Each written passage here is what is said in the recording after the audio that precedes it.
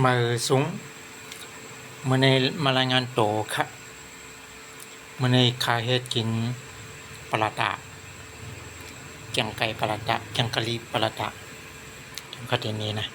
เฮ็ดยาวหมดวะรายเฮ็ดในชุกชับนะ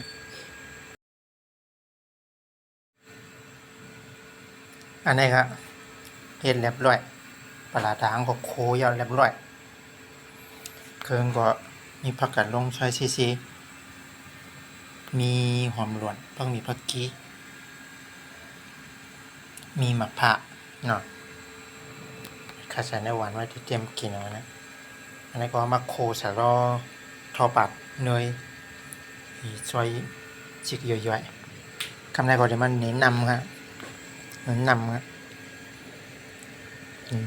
นำ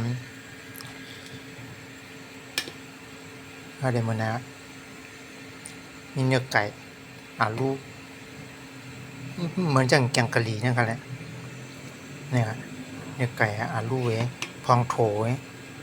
โถลงกันนะเนี่ยครับ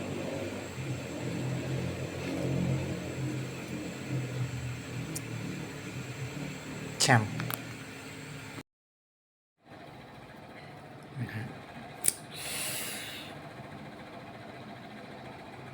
จานเขียนเลยน่าอร่อยน่าจะอร่อย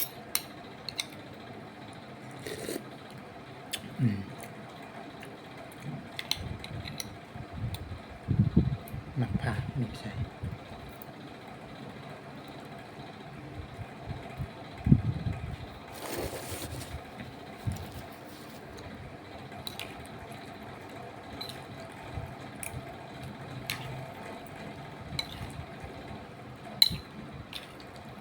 เนี่ย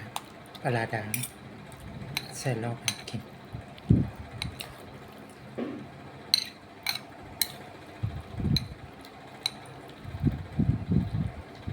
คนไทยได้เป็นห้องแกงกะหรี่นั่นแหละ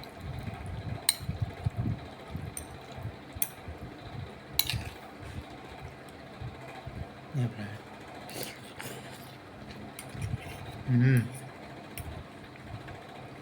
นุ่มหอมเนยด้วยเนี่ยปลาด่าง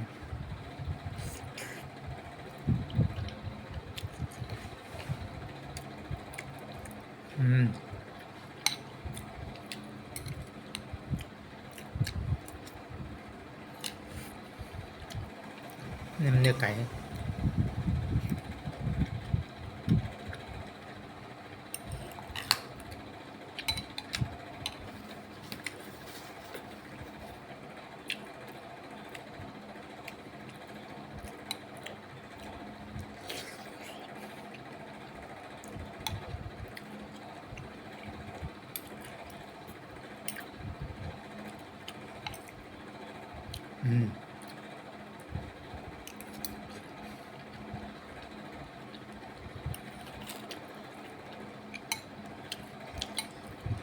ทางนั้นเป็นจักรกลางเขาซื้อมา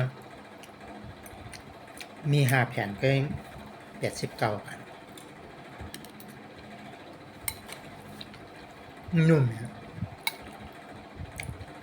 ผู้ซื้อจานถูกๆเดี๋ยวจ้า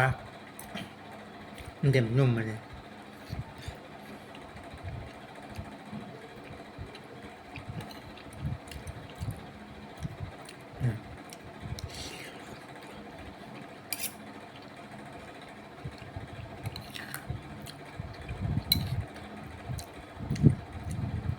เห็ดกินนะอิ่มมาก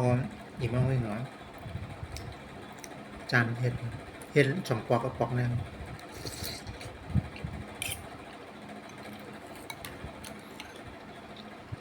เมื่อวันนั้นปลาด่างในค่ะสั่งซื้อออนไลน์มันจะจานถูกๆก็วันอยู่อันนี้มันค่ะซื้อที่เนมกัน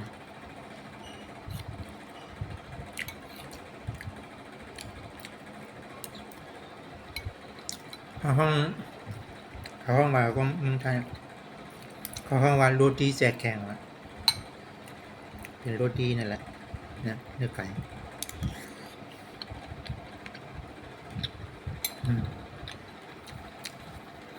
เป็นไรกันเนาะ